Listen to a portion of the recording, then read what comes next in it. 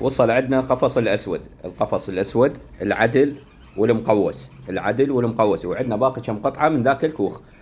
الستاند العربانه موجود، هم العدد محدود، وموجود عندنا الستاند التعليق ذاك هو. سعر الستاند التعليق العفو التعليق 10000، العربانه 15، القفص 10000. هاي بالنسبه للاسعار. الارتفاع مال القفص 55، الوجه 40، نزال 33 34. هذا كذلك، هذا المقوس، اقصد بيه السقف مالته مقوس. هذا عدل، يرهم للكوكتيلات، للكنيور، للبلابل، للكناري، للغندوره. قفص درجه اولى. هاي الباب مالته يجي معالف 2 وياه، معالفه من هنا ينفتحن حتى ما يخاف الطير، تقدر تبدلهن، وحده تمر وحده خلطه. يجي وياه عوده وحده، انا اضيف لك عوده من عندي هديه ويا القفص.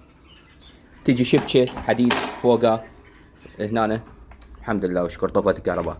نكمل وياكم مجر خلنا تجي الكهرباء ونكمل.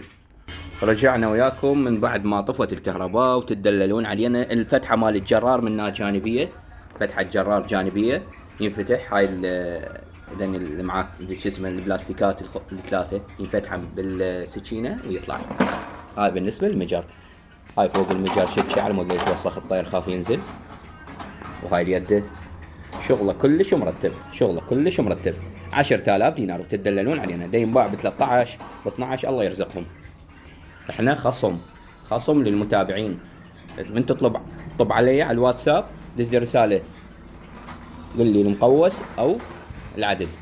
هاي العربانه بيها شبكه، هذا ارتفاعه 70، ارتفاعه 70، يرهم للقفص هذا ويرهم للقفص الاكبر، بس هاي تفتر ينشد من صفحتين، ينشد هيجي وهاي تنفتر، يعرض الستاند.